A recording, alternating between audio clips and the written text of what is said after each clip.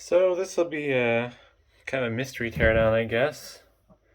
I believe this is a controller for the Mitsubishi XCS 3000 display controller that I tore down, because this has labels that kind of correspond with the other labels on the controllers I tore down. And beyond that, I don't really know much about it. It has a little power button under the plastic cover, and that's really it. So I've taken liberty to remove the external screws. Apparently the cover's stuck on still though. There we go. And this is kind of different on the inside. As you can see, it's really simple. And the thing that's kind of neat about this is the power supply is built into the main PCB in this little self-contained module. I've seen these before, but not necessarily running straight off line voltage. So that's kind of a neat little design there. It simplifies their board at least. And there's nice isolation on the PCB for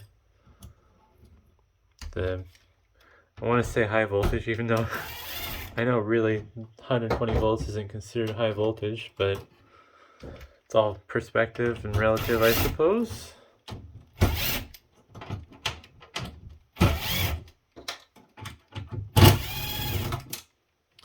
One thing that's kind of interesting is it has all these pin headers on the PCB, even though they're not being used.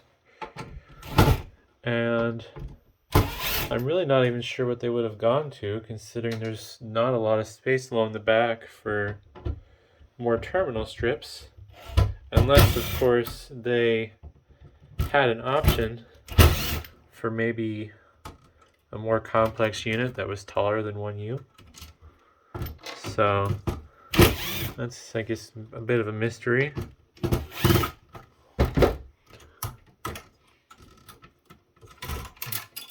Looks like they used a serial connector there for some of their connections.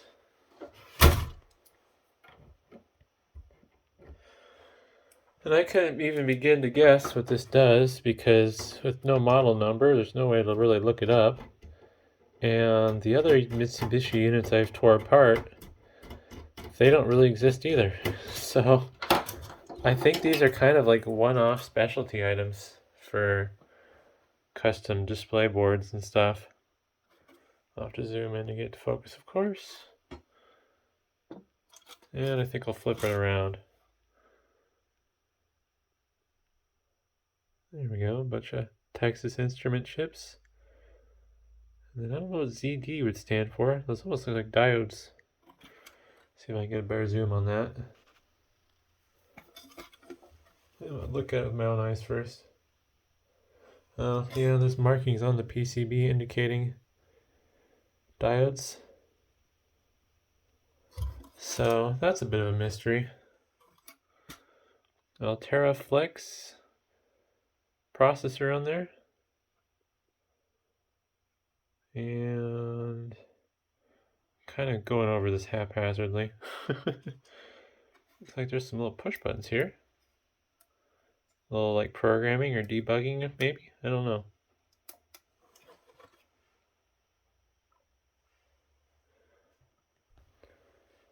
Sorry about the awkward cut. Had to take care of something all of a sudden.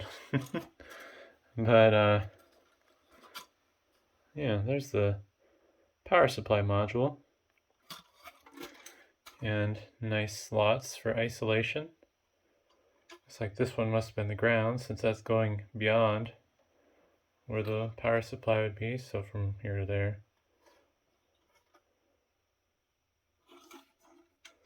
Nothing to see in the bottom otherwise, other than the part number, I suppose. And that is M-XGS01.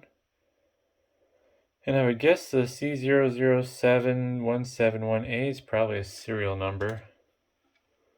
Looks like they had to do a repair of some sort there. Some hand soldering of switches. So I had to hand solder the switches on for some reason. At least I'm assuming that's why there's so much flux residue and the solder joints don't look quite the same.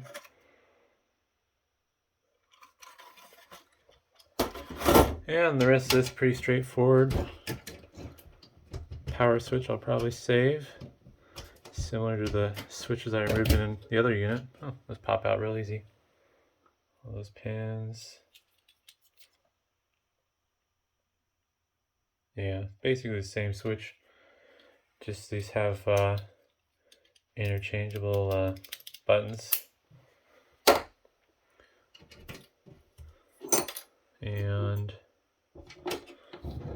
not much to see here otherwise. There's no front activity.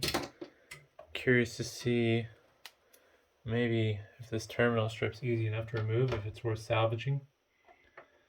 Because it doesn't really have any scrap value. I mean, it has some. Like I might get a penny from it for brass breakage.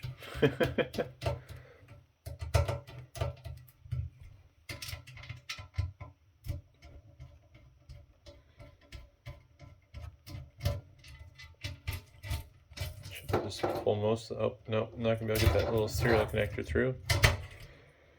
Oh, we can just disconnect it. And then I'll throw it in the pile with its friends, hopefully. If I can get it off.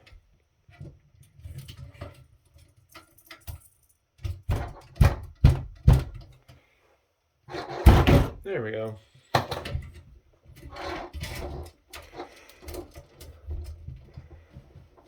Oh darn. I gotta cut a zip tie.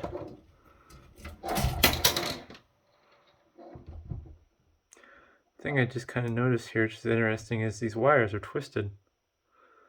Although I don't know if that's because they are, oh yeah, actually they probably are differential pairs, because, well, maybe not. No, they're probably just twisted, because that was like a cable management thing they did. But looks like I'll cut all the zip ties off. But yeah, this terminal strip just has a bunch of small spade lugs sticking out the back, so might be able to use that for something. Probably won't, in all honesty, but like I said, the scrap value on that's pretty low, so I also like saving these to some degree. We'll see how easy this is to get out. Another one of those things where I've never used them, but I feel like it'd be really handy to have, and then I won't be able to find it when I need it.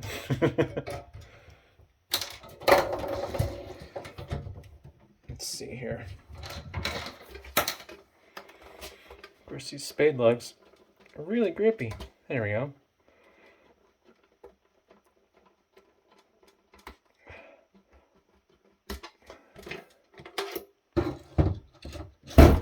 So, yeah, I don't know. Don't really know what to do with these. I end up saving them. I think they have some like noise suppression circuitry built in, is what I believe what's going on there. And this has a removable fuse, which, there we go. See if we can find it. Oh, that's interesting. Has a spot for a spare, but the spare is missing. Fuse visibly looks okay though.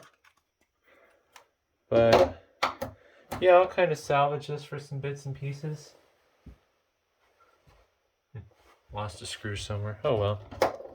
What I'll do with it? Probably nothing, in all honesty. I have kind of wished I had time to tinker with like doing electronic stuff that isn't work related. What I would do specifically, I don't know. I think it'd be fun maybe to make some like robotics related projects. But yeah, that's kind of why I saved some of this stuff. I probably should figure out a way to organize it, but a lot of this stuff I wouldn't even know what to call it. I mean, like the terminal strip, I obviously know what that is. But then you get stuff like the weird switches and yeah. What I would label it as? That is a very good question. But you know, things like this might be handy, especially since it's already terminated with connection for a pin header, which should be a standard size pin header. Oh, might be able to plug that into something for all I know. Or like I said, it'll just sit around. But either way, hopefully that was interesting, and thanks for watching.